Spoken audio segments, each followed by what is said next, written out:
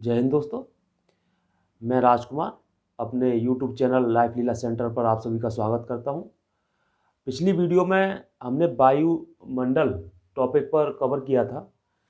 ये जो हमारी पृथ्वी होती है, ये जो हमारी पृथ्वी है, इसके जब हम ऊपर की साइड देखते हैं तो ये पूरा वायुमंडल होता है। उस पर हमने पिछले वीडियो में कवर किया था वायुमंडल को। अगर वो वीडियो आपने अगर नहीं देखा है तो हमारे डिस्क्रिप्शन बॉक्स में उसका लिंक है, आप वहाँ जा कर के उस वीडियो को देख सकते हैं।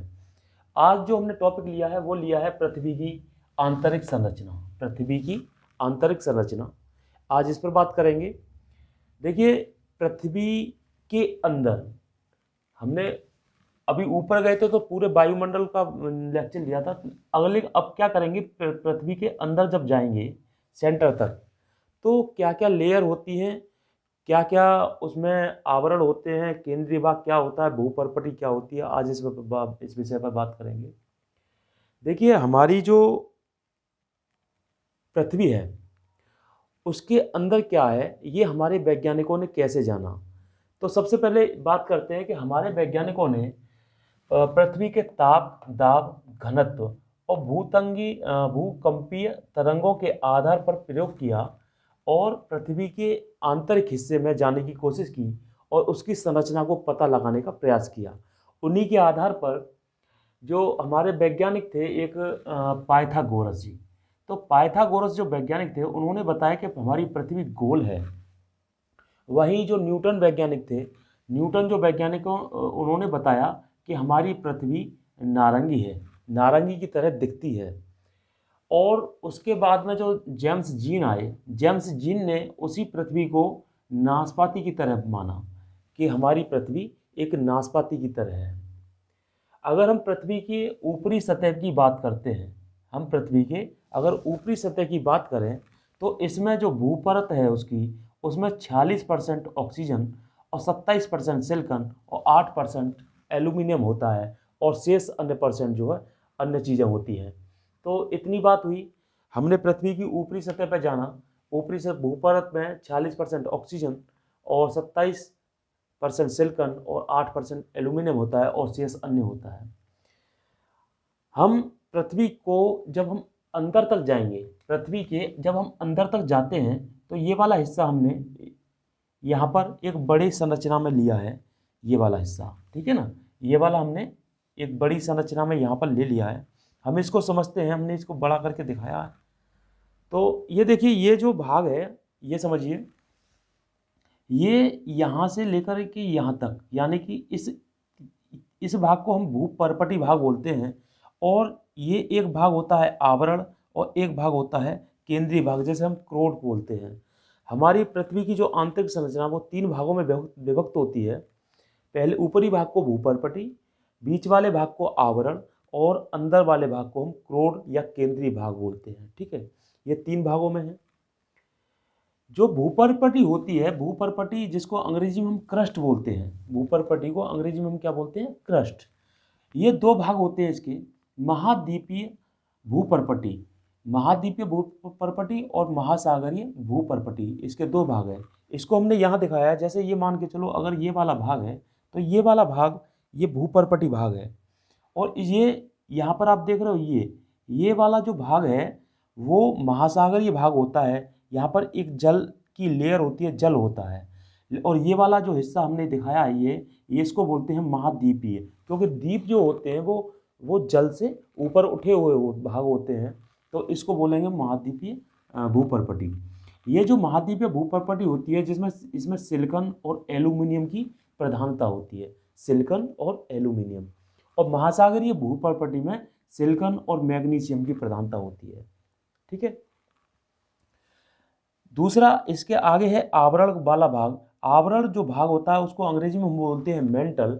और मेंटल का जो एक भाग होता है जिसको बोलते हैं हम ऊपरी आवरण, और निचले वाले हिस्से को बोलते हैं आवरी आवरण, निचला आवरण। तो ये आवरण का ये वाला भाग है, इसको मैंने 2 भागों में इस तरह किया है। मैंने ही नहीं, मतलब हमारे वैज्ञानिकों ने किया है। तो इस वाले भाग को हम बोलते हैं ऊपरी आवरण और इसके नीचे जो आवरण है उसको बोलते हैं हम निचला आवरण। ये जो होता है इसमें मैग्ना टाइप से एक चैम्बर पाए जाते हैं, मैग्ना टाइप के, जैसे लावा होता है ना, जो चट्टानों जब पिघलती हैं, ज्वालामुखी जब फटता है तो एक लावा बहता है और उसको मैग्ना भी बोलते हैं। तो वो मैग्ना चैम्बर इस वाले लेयर में पाए जाते हैं।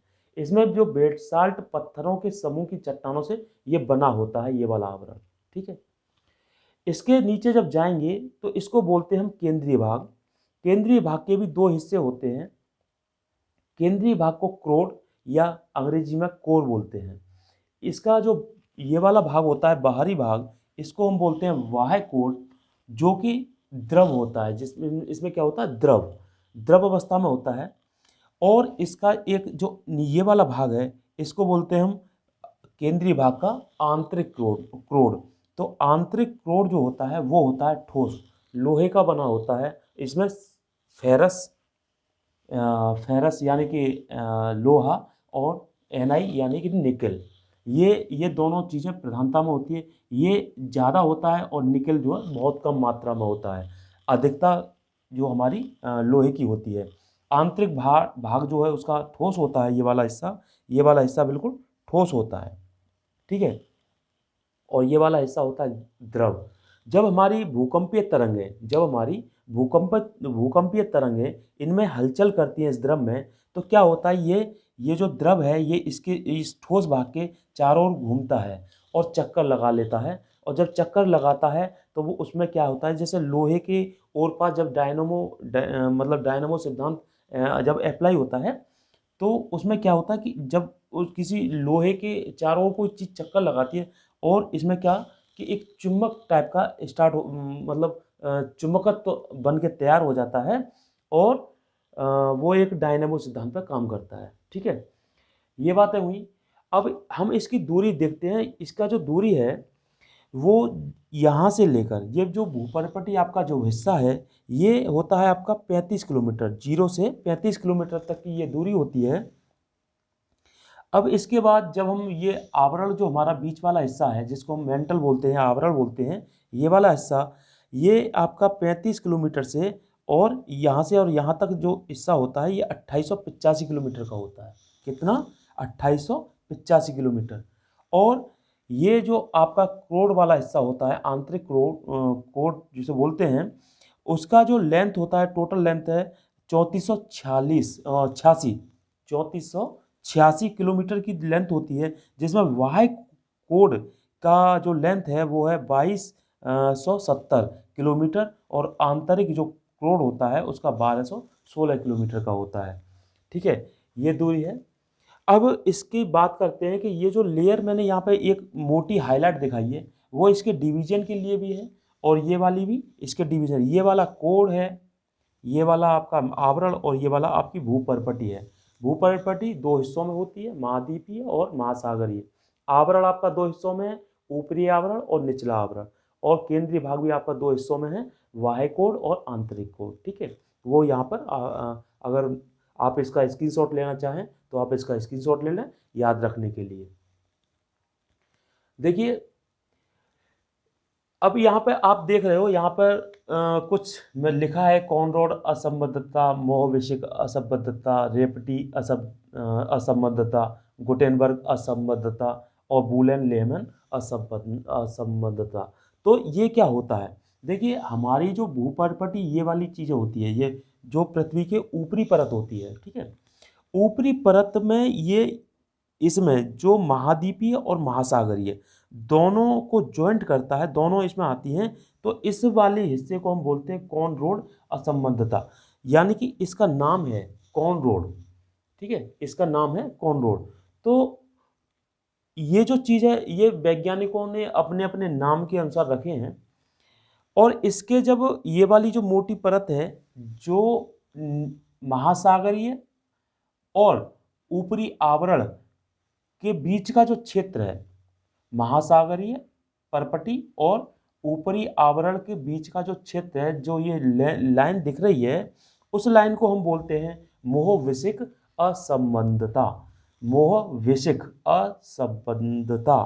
ठीक है, और ऊपरी आवरण और निचले आवरण का जो पूरा क्षेत्र है ये वाला, इसको हम बोलते हैं रेपटी असंबद्धता। ठीक है, रेपटी असंबद्धता।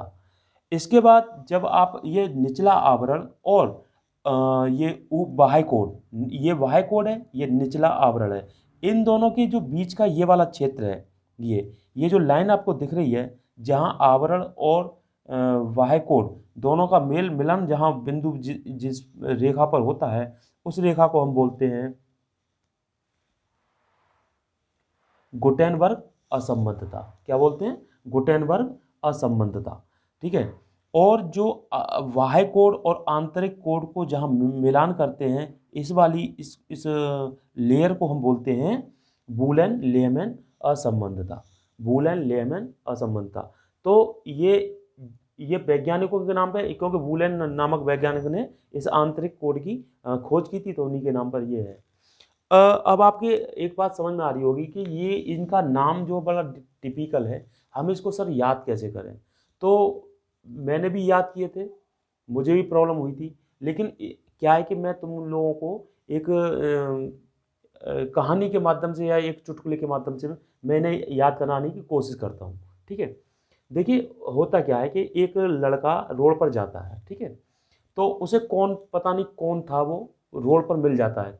रोड पर कौन मिलता है? कौन रोड। तो जब हम ऊपर वाली परत की बात करते हैं, तो ये वाली दोनों मिल के परत क्या होती है? कौन रोड।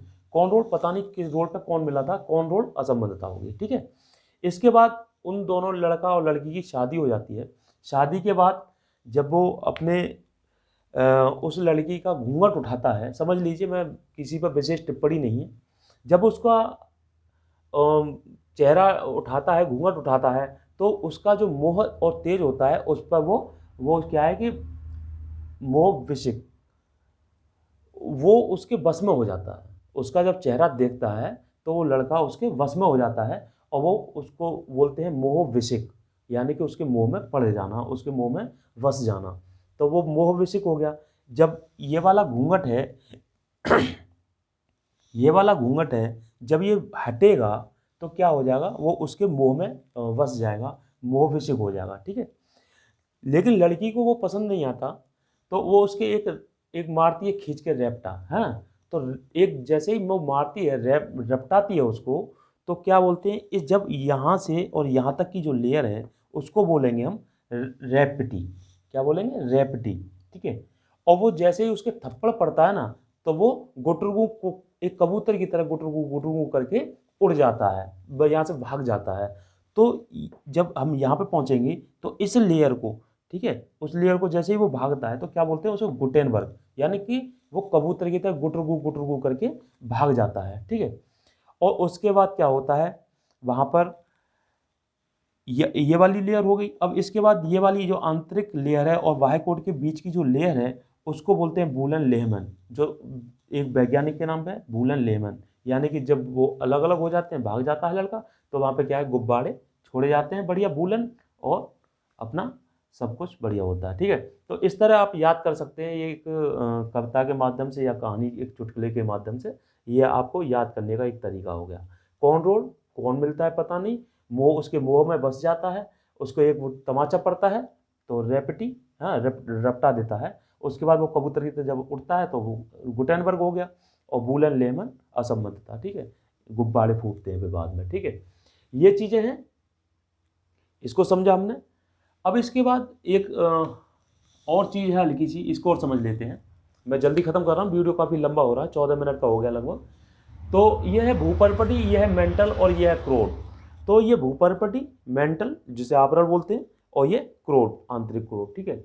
इसकी जो गहराई है वो 0 से 35 किलोमीटर है, और ये मेंटल की जो लेंथ है वो आपका 35 से 2900 किलोमीटर लगभग है, और ये 2900 से 6371 किलोमीटर की लेंथ है। ठीक है। यहाँ से और यहाँ तक की जो लेंथ है वो 6371 किलोमीटर की जो लेंथ है। ठीक है। इसको हमने हटा दिया क्योंकि यहाँ पर जल और वो थोड़ी सी 35 किलोमीटर कोई ज़्यादा नहीं है। ठीक है। इसके बाद इसका जो आयतन है, वो कुल आयतन का भूपर्पटी में जो आयतन जाता है वो 0.5% जाता है। ठीक है। मेंटल में उसका जो आयतन होता है वो 83.5% करीब होता है कुल आयतन का। और क्रोड में जो आयतन होता है वो 16% होता है। क्रोम में जो आयतन होता है वो 16% होता है। अगर हम इसके द्रव्यमान की बात करें तो भूपर्पटी में जो द्रव्यमान होता है वो 0.2% होता है कुल द्रव्यमान का। और इस मेंटल का जो द्रव्यमान होगा वो 67.8% होता है कुल द्रव्यमान का। और ये क्रोम का जो द्रव्यमान होता है वो होता है 32% कुल द्रव्यमान का। ठीक है। ऐसे ही अगर हम इसके घनत्व की बात करें तो इस पर्पटी में पाए जाने वाला जो घनत्व है वो 2.7 से लेकर के 3 ग्राम प्रति सेंटीमीटर क्यूब होता है। और अगर हम मेंटल की बात करें तो मेंटल में 3 से लेकर के 5.5 तक ग्राम प्रति सेंटीमीटर क्यूब होता है। और अगर हम क्रोड में बात करें तो क्रोड का जो घनत्व होता है वो 10 से लेकर के 14 ग्राम प्रति सेंटीमीटर क्यूब होता है। ठीक है। तो ये सारी चीज़ें हैं। अगर आपको ये वीडियो हमारा अच्छा लगा हो तो लाइक कमेंट शेयर अवश्य करें और हमारे चैनल को सब्सक्राइब कर लें, क्योंकि इसी तरह की ज्ञानवर्धक वीडियो आप लोगों को समय से मिलती रहें। और बेल आइकन को जरूर प्रेस कर दें, क्योंकि उससे होता क्या है कि आपको उसका नोटिफिकेशन चला जाता है, और जब नोटिफिकेशन चला जाता है तो आप उस वीडियो को इजीली देख सकते हैं। ठीक है। जय हिंद, जय भारत।